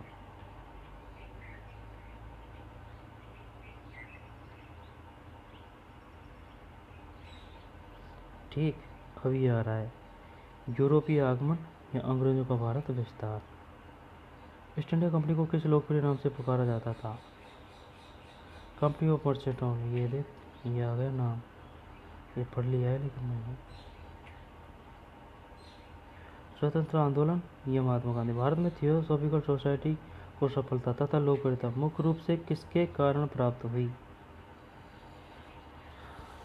एनी बेसेंट सही है। Sir William Cook, madam H.V. Blavatsky, colonel H.M. Olcott. सबसे बेस्ट तरीका है, ये 4 ऑप्शन है, सबसे बेस्ट तरीका है कंफ्यूज करने का। एक तो वही आंसर रहेगा, लेकिन और बाकी जो आंसर है वो उससे ही संबंधित होंगे। ठीक, और उन्हीं प्रसिद्धों का नाम होगा। तो अगर करेक्टली याद है, अच्छी तैयारी है, तो अपन तुरंत कर देंगे, और अगर करेक्टली तैयारी नहीं है तो अपन 2 ऑप्शनों पे पहुंच जाते हैं। ठीक, और कतई नहीं है जब तो चारों ही मामला गोल है, ये है। और अगर आधी तैयारी है तो करेक्टली आंसर आ जाएगा, कम है तो 2 में टक्कर होगी। तो मेहनत ज़रूरी है। स्वतंत्रता आंदोलन या महात्मा गांधी। भारत में थियोसॉफिकल सोसाइटी को सफलता तथा लोकप्रियता मुख्य रूप से किसके कारण प्राप्त हुई?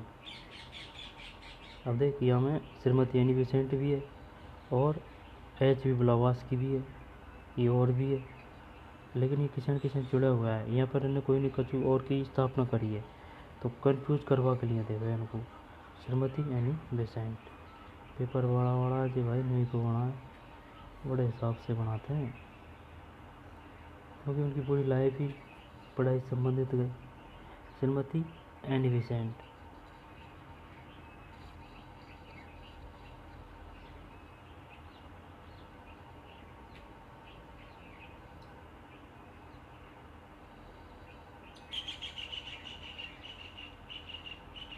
Shrimati Annie Besant.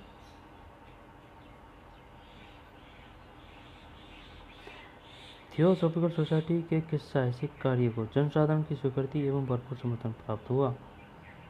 रहस्यात्मक अनुभूति की पकड़, हिंदू, जरसूद, बौद्ध आदि प्राचीन धर्मों का पुनरुत्थान और शुद्धिकरण का मानव के सार्वभौमिक बंधु को बढ़ावा। भारत के, यार इसमें सी होना चाहिए भाई, यहाँ पर बी है, बी कोई सही को नहीं। भारत के युवकों की शिक्षा, भारत के युवकों की शिक्षा।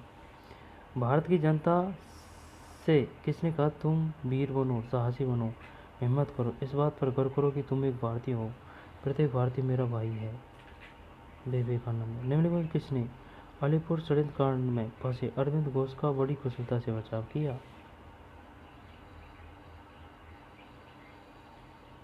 विवेकानंद है। जब इसमें है कौन सा?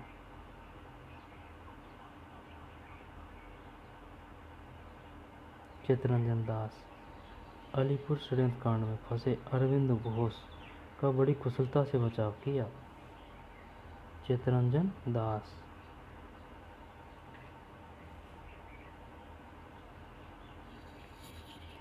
चित्तरंजन किसने अलीपुर षड्यंत्र कांड में फंसे अरविंद घोष का बड़ी कुशलता से बचाव किया? चित्तरंजन दास।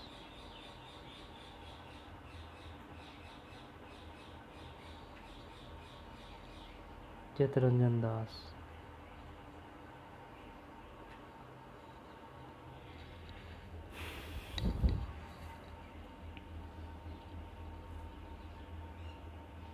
निम्नलिखित किसने अलीपुर षड्यंत्र कांड में फंसे अरविंद घोष का बड़ी कुशलता से बचाव किया? चित्तरंजन दास।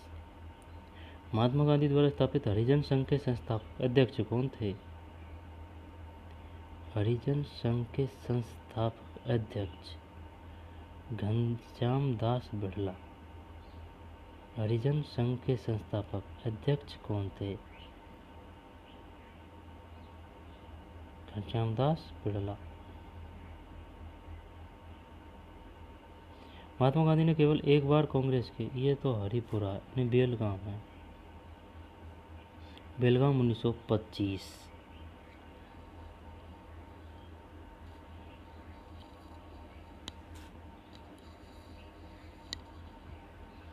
महात्मा गांधी ने केवल एक बार कांग्रेस के किस वार्षिक अधिवेशन की अध्यक्षता की? बेलगाम 1925। बेलगाम 1925। किसने हाथ से बुने हुए खादी के वस्त्र पहनकर शाही दरबार 1877 में भाग लिया था? गणेश वासुदेव जोशी 1877 में। किसने हाथ से बुने हुए खादी के वस्त्र पहनकर शाही दरबार 1877 में भाग लिया था? गणेश वासुदेव जोशी।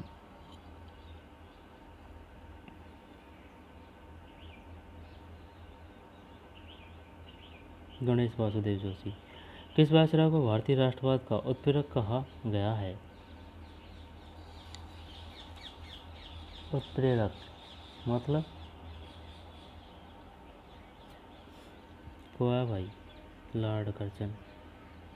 किस वायसराय को भारतीय राष्ट्रवाद का उत्प्रेरक? लॉर्ड कर्जन, यानी कि बढ़ाने वाला कहा गया है, ऐसे ही कुछ लॉर्ड कर्जन। केनी ने, डलहौजी ने, मिंटो ने। महाराष्ट्र के एक समाज सुधारक जो लोक हितवादी उपनाम से प्रसिद्ध हैं? महाराष्ट्र रानाडे हैं? चल गोपाल हरि देशमुख है। महाराष्ट्र के एक समाज सुधारक जो लोक हितवादी उपनाम से प्रसिद्ध है? गोपाल हरि देशमुख।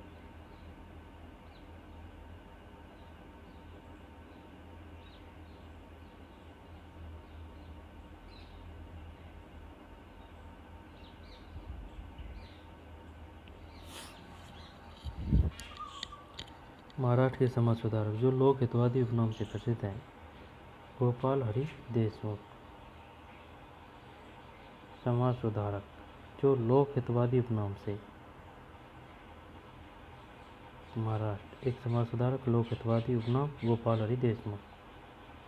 गोपाल हरि देशमुख। यह किसने कहा कि राजनीतिक स्वतंत्रता राष्ट्र की प्राणवायु है? अरविंद घोष। अरविंद घोष। वेदों की ओर वापस चलो का आदर्श वाक्य किसने दिया? दयानंद सरस्वती ने। भारतीय जनता से किसने कहा तुम वीर बनो? ये दो बार आ गया, विवेकानंद। ये दो बार आ गया, चित्तरंजन दास। चित्तरंजन दास। स्थापित हरिजन संघ का संस्थापक ये घनश्याम दास बिड़ला। और बेलगाम 1925। गणेश वासुदेव जोशी। इस वायसराय भारतीय राष्ट्रवाद के उत्प्रेरक? सी लॉर्ड कर्जन। फिर गोपाल हरि देशमुख लोकहितवादी उपनाम से। यह किसने कहा कि राजनीतिक स्वतंत्रता राष्ट्र की प्राणवायु है? अरविंद घोष। अरविंद घोष। राजनीतिक स्वतंत्रता राष्ट्र की प्राणवायु अरविंद घोष। वेदों की ओर वापस चलो का आदर्श वाक्य किसने दिया था? ये भाई साहब ये PDF अपनी पूरी हो गई, ठीक है ना।